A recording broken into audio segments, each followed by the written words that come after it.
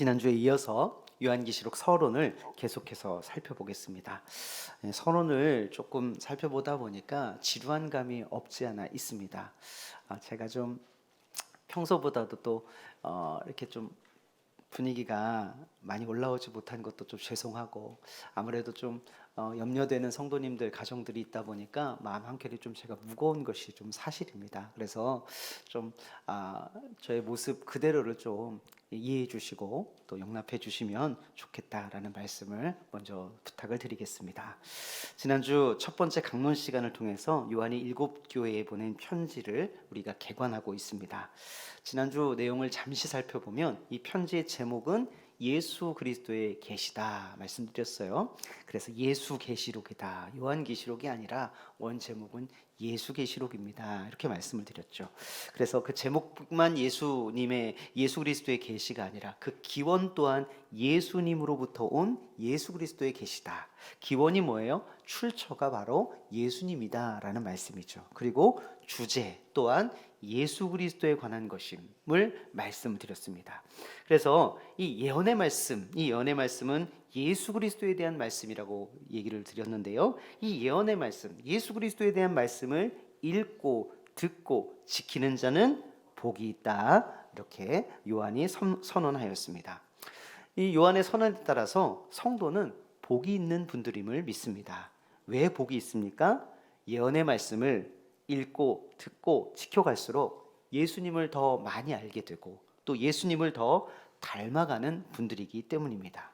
사랑하는 여러분, 우리가 믿는 예수님, 우리가 따르는 예수님이 가짜가 아니고 진짜라면 그분을 닮아간다는 평가, 그분을 닮아간다는 것만으로도 우리에게는 가장 큰 축복이, 그것이 우리에게 가장 큰 축복이나 다름이 없는 줄 믿습니다.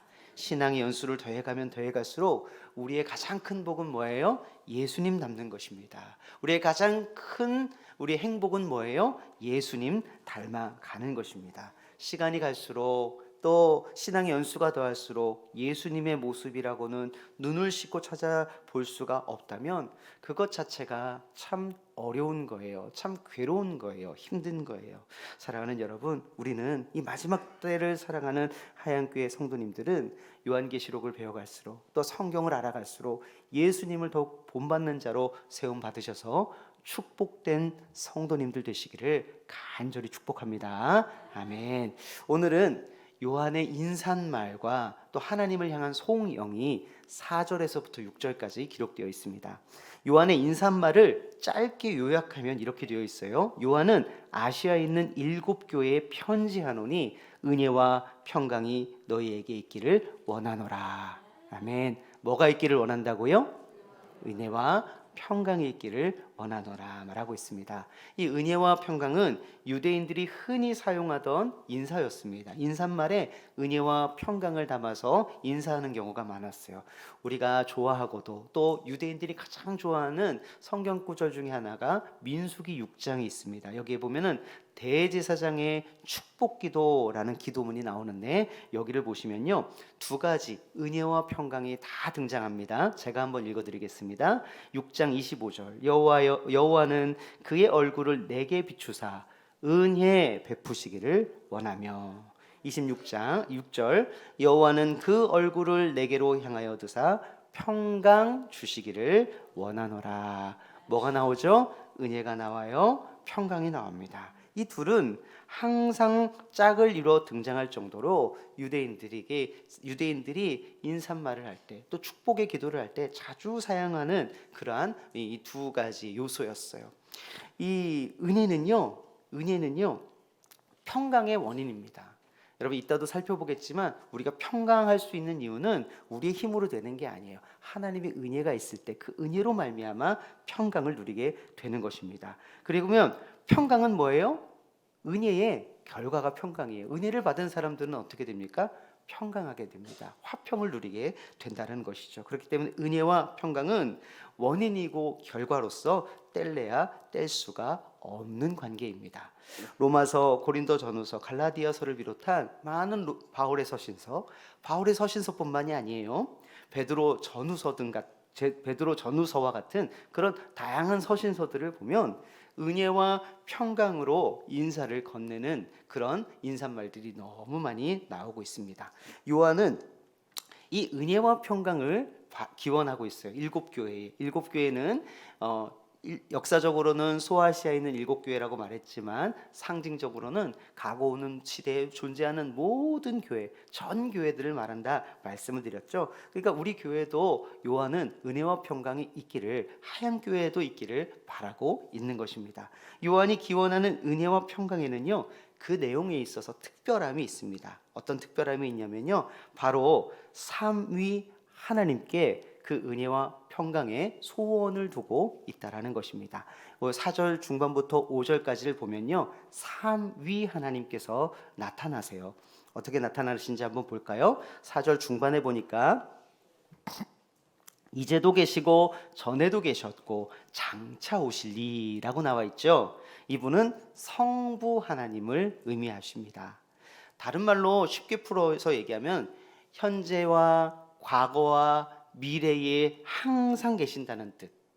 존재하지 않을 때가 없으신 자존하신 하나님, 또 초월하신 하나님을 말씀하는 것입니다. 하나님께서는요 출애굽 당시에 모세에게 하나님의 이름을 알려주셨어요. 뭐라고 알려주셨냐면 스스로 있는 자다, 이렇게 알려주셨어요. 이 스스로 있는 자라고 계시해 주신 그 이름이 여호와라는 이름인데, 이 이름이 무슨 뜻이냐? 바로 자존자라는 뜻이에요. 누구에 의해서 의존되지 않으며 만들어진 존재가 아니시고 영원부터 영원까지 계시는 하나님, 변함없으신 하나님, 스스로 계신 하나님이 바로 자존자 하나님이시며 여호와, 그 하나님을 풀어서 오늘 요한은 이제도 계시고 전에도 계셨고 장차 오실 이라고 표현하고 있는 것입니다. 요한은 지존자 하나님으로 말미암은 은혜와 평강을 기원하고 있습니다. 사랑하는 여러분, 세상의 어떤 절대자, 세상의 어떤 권력자에게 은혜와 평강을 받았다 한들 여러분, 그것은 오래가지 못합니다. 왜냐하면 사람은 자존하지 않기 때문이에요. 사람은 반드시 없어지기 때문입니다. 변하기 때문입니다. 평생 한 사람을 믿고 충성했는데요, 결국 마지막 순간에 배신을 당합니다. 평생 한 사람을 믿고 의지했는데요, 중요한 순간에 나에게 등을 돌립니다. 왜 그래요? 인간은 자존하지 않기 때문이에요. 상황이 바뀌고 또 환경이 바뀌면 사람의 마음은 여지없이 바뀌어 버리기 때문입니다. 그렇기 때문에 인간은요, 참 은혜와 평강을 줄 수가 없어요. 그렇다면 누가 그 은혜와 평강을 주실 수 있어요? 자존하신 하나님이 주시는 은혜와 평강만이 여러분 변치 않는 줄 믿습니다. 성부 하나님에 대해서 먼저 이야기했다면 다음으로는 성령 하나님을 말씀하십니다. 성령 하나님을 요한은 어떻게 표현하고 있냐면, 따라해 볼까요? 보좌 앞에 있는 일곱 영. 좀 기니까 따라하기 어려우시죠? 한 번 더 해보겠습니다. 보좌 앞에 있는 일곱 영. 왜 성령을 일곱 영이라고 말씀하셨을까? 이 배경을 알기 위해서는요, 스가랴 4장을 알아야 됩니다. 하나님께서 스가랴에게 환상을 보여주세요. 순금 등잔대와 두 감람나무의 환상을 보여주십니다. 스가랴는 이 뜻이 무엇인지를 이해가 되지 않아서 하나님께, 하나님 제가 알지 못하겠습니다, 이게 무슨 뜻이죠? 라고 하나님께 물었더니 하나님께서 스가랴서 4장 10절로 대답해 주세요. 제가 일부만 읽어드릴게요. 이 일곱은 온 세상에 두루 다니는 여호와의 눈이라 하니라. 아멘. 이 일곱은 온 세상에 두루 다니는 여호와의 눈, 여호와의 영, 성령이라고 가르쳐 주세요. 그런데 왜 일곱이라고 표현했을까요? 일곱은요, 성령이 일곱 영으로 존재한다는 뜻이 아니고요, 일곱이 가진 상징적인 의미 때문입니다. 일곱은 온전하다, 완전하다라는 뜻을 가지고 있다고 지난주에도 말씀드렸기 때문에 성령은 일곱 영으로 존재해서 일곱 영이 아니라 성령이 하나님의 온전하고도 완전하신 영이기 때문입니다. 그래서 이 스가랴가 하나님, 제가 그 뜻이 무엇인지 알 수 없습니다 라고 말하자 하나님께서 또 이런 말씀을 하세요. 스가랴에게 만군의 여호와께서 말씀하시되 이는 힘으로도 되지 아니하며 능력으로 되지 아니하고 오직 나의 영으로 되느니라. 아멘. 하나님의 역사를, 하나님의 계획을 이루실 분은 누구시라는 거죠? 오직 성령께서만 가능하시다라는 말씀입니다. 그래서 우리는 우리의 힘과 능력으로 하려는 모든 시도를 내려놓아야 돼요. 그거는 실패할 수밖에 없어요. 누가 하셔야지만이 온전한 성공을 이룰 수가 있습니까? 성령께서 하셔야지만이 성공을 이룰 수 있고 또 성취를 이룰 수 있다고 말씀하십니다. 대부분의 사람들은요, 자신의 능력과 은혜로 평강을 확보하려고 합니다. 여러분, 반드시 실패하게 되어 있습니다. 언젠가는 다 패배하게 되어 있습니다. 우리의 힘과 지혜와 경험으로는 은혜와 평강을 이룰 수가 없습니다. 여러분, 젊을수록 그게 가능하다고 생각해요. 내 힘이 있을수록, 내 지혜가 있을수록, 내가 무엇인가를 공부를 많이 했을수록, 똑똑할수록 그것이 가능하다고 생각합니다. 아니요, 불가능합니다. 은혜와 평강은 오직 성령의 능력으로만 가능하다는 것이 성경이 우리에게 가르쳐주는 말씀의 지혜인 줄 믿습니다. 여러분, 돈이 많아지면 덜 불안하실 것 같죠? 또 공부를 좀 많이 해서 박사가 되고 석사가 되고 박사가 되면 더 많이 알면 알수록 덜 불안해지실 것 같죠? 명예를 가질수록 덜 불안해지실 것 같죠? 아니, 그렇지 않습니다. 돈이 많을수록 또 더 많이 알수록 또 명예를 가지면 가질수록 더 노심초사하는 것이 사람의 모습인 것 같아요. 제가 서울에 있을 때 서울에서 우리나라에서 제일 잘 산다는 서초동에 있는 부촌을 지날 일들이 많이 있었습니다. 거기 살았다는 얘기가 아니고요, 지날 일들이 많이 있었습니다. 부와 명예를 다 가진 사람들이에요. 그런데 그 부촌의 그 대단한 단독주택들을 보니까 집집마다 담장 높이가요 5m, 6m, 뭐 7m, 8m씩 되는 거예요.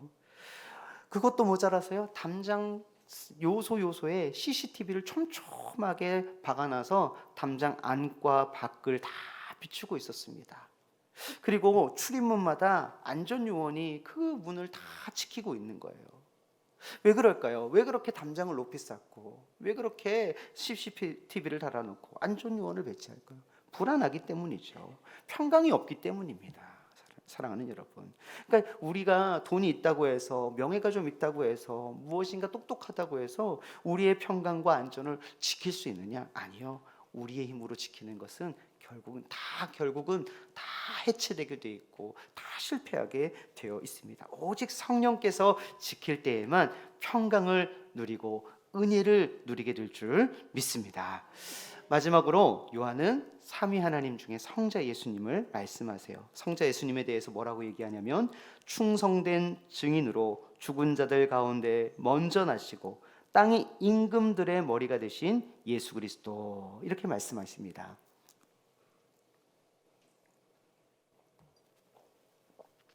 먼저 요한은 예수님을 충성된 증인이라고 말씀하세요. 여러분, 예수님 충성된 증인 맞으십니까?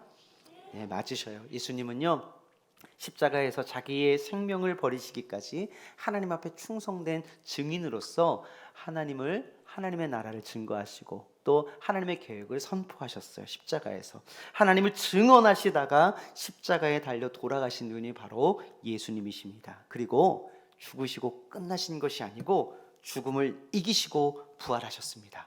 죽음을 이기시고 부활하신 예수님께서는 만왕의 왕이요 만주의 주가 되셨음을 믿습니다.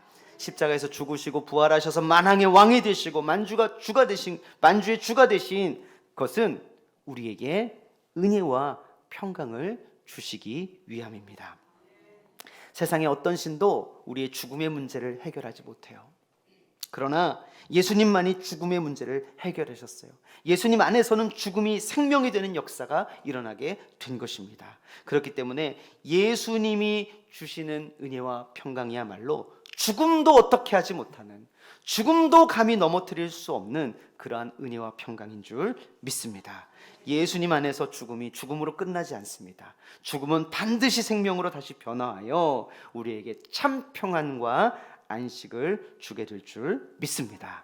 그래서 요한은 성부, 성자, 성령 삼위 하나님이 주시는 은혜와 평강이 7교회와 7교회로 상징하는 모든 교회에 있기를 바라면서 인사를 건네고 있고요.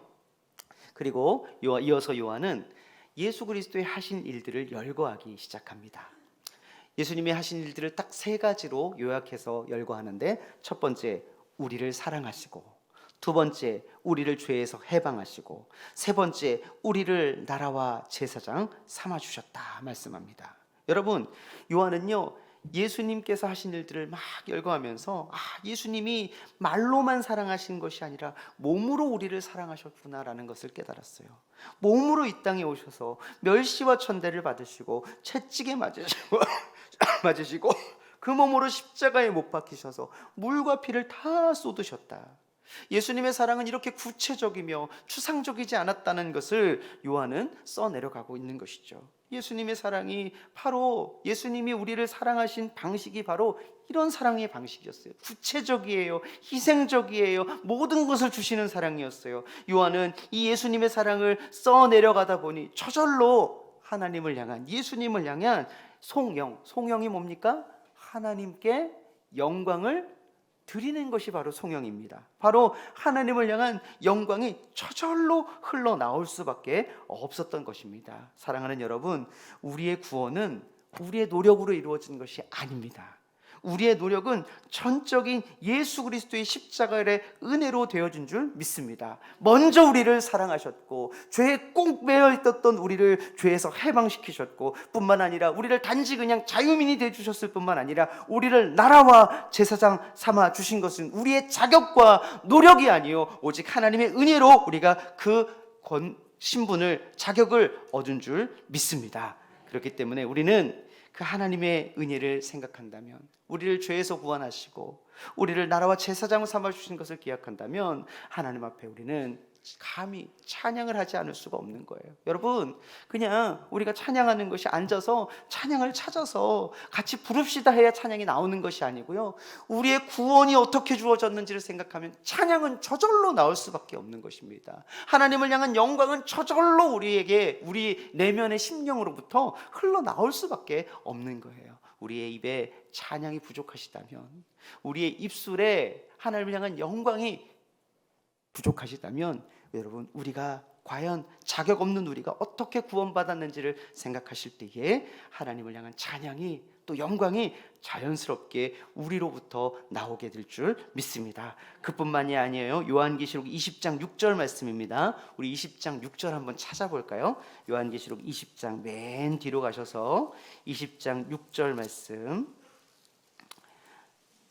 맨 뒤 22장 21장 그리고 20장입니다. 20장 6절 우리 한 목소리로 함께 우리 합독하겠습니다. 시작.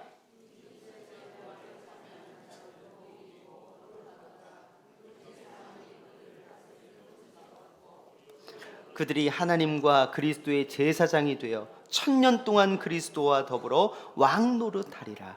아멘.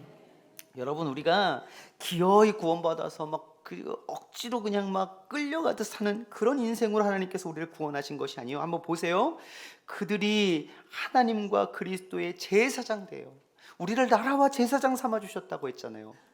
1000년 동안, 요한계시록의 1000년은 숫자 1000을 상징하는 의미가 아니라 많다라는 거예요. 무한하다는 거예요. 여러분, 1000년 동안, 많은 기간 동안, 영원한 기간 동안, 무한한 기간 동안 따라해 볼까요? 그리스도와 더불어 왕노릇하리라. 여러분, 그리스도와 더불어 여러분을 왕노릇하게 해주시겠다고 약속하는 겁니다. 아무런 소망 없는 우리를 살려주신 것만으로도 감사한데, 나라와 제사장을 삼아주셔서 1000년 동안 많은 시간 동안, 셀 수도 없는 영원한 시간 동안 우리를 하나님의 왕권으로 덧입혀 주시겠다는 것입니다. 여러분, 사랑하는 여러분, 이런 은혜를 우리가 받았는데 어떻게 하나님께 영광을 올려드리지 않을 수가 있겠습니까? 이 시간 하나님께 하나님 박수로 하나님 앞에 영광을 올려드립시다. 여러분, 이 박수를 우리가 밤새 쳐도 부족할 줄 믿습니다. 그리고 요한은 이 서론을 이제 마무리하고 있어요. 7절 8절을 보면 요한은 예수 그리스도의 재림에 대해서 언급합니다.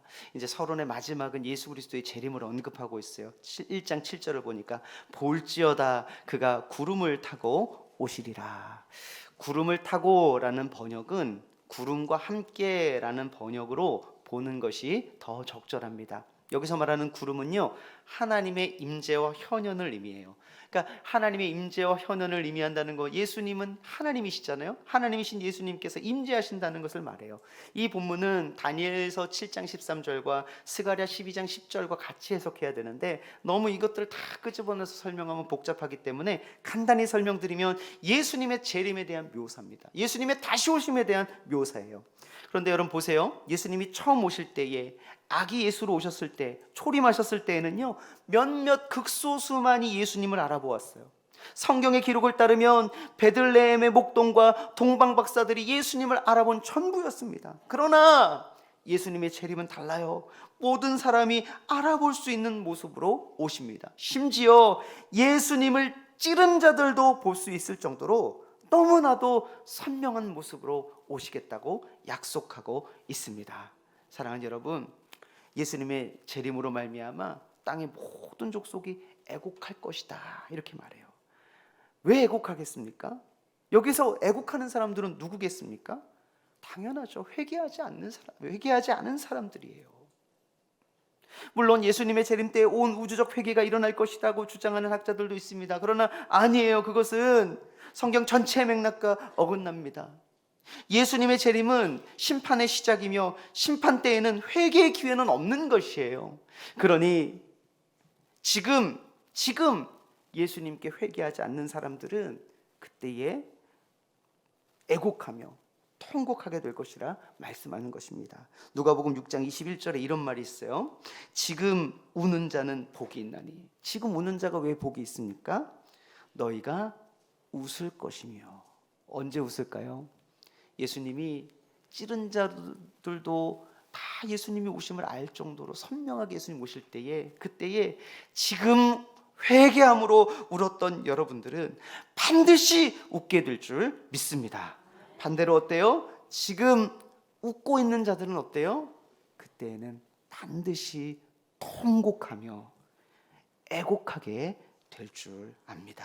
사랑하는 여러분, 언제 우리가 웃어야 될까요? 언제 웃어야 될까요? 마지막에 웃어야 됩니다. 하나님 나라 임할 때에 웃어야 되는 것이죠. 그러기 위해서는 지금 매일의 삶 가운데에서 우리가 그리스도와 함께 십자가에 못 박히는 예수님의 의가 우리 안에서 살아나는 삶을 살아야 할 줄 믿습니다. 반대로 지금 웃는 자들은 하나님의 나라가 임할 때에 울게 되는 거예요. 그러니까 예수님께서 뭐라고 말씀하셨어요? 회개하라, 천국이 가까이 왔느니라. 여기 가까이라는 얘기는 정말 가까이 왔다는 의미도 있지만 이 말세를 이야기합니다. 이 마지막 때를 살아가는 이 때에 천국이 굉장히 가까이 있다는 것을 말씀하시면서 회개하라고 예수님께서는 강력하게 외치셨던 것입니다. 사랑하는 여러분, 우리가 진정으로 회개하는, 무늬만 회개하는 것 말고요, 진정으로 하나님 앞에 회개하고 우리가 예수의 영으로 회복되어 마지막 때에 하나님 앞에서 우리가 다들 웃는 자들로 서게 될 수 있기를 간절히 축복합니다.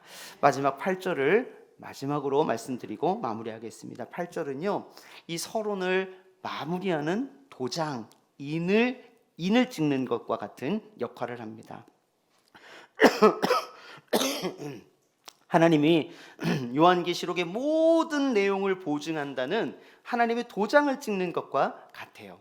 도장을 찍는다는 것은 무엇이냐? 사인한다는 얘기예요. 하나님의 사인이 담겨 있어요. 하나님의 사인이 하나님의 이름이 한 번이 아니라 두 번이 아니라 세 번에 걸쳐서 나와 있어요. 어떤 이름이 나와 있냐면 나는 알파와 오메가라. 알파는 그리스어 알파벳의 첫 글자예요. 오메가는 마지막 글자예요. 알파와 오메가라는 것은 시작부터 마지막까지 함께 계시는 분, 주관하시는 분, 통치하시는 분이란 뜻을 말씀하고 있어요. 그리고 이제도 있고 전에도 있었고 장차 올 자, 아까 말씀 나눴던 것처럼 자존하신 하나님을 뜻하죠. 영원부터 영원까지 계시는 초월하신 하나님을 의미합니다. 그리고 마지막으로 전능한 하나님.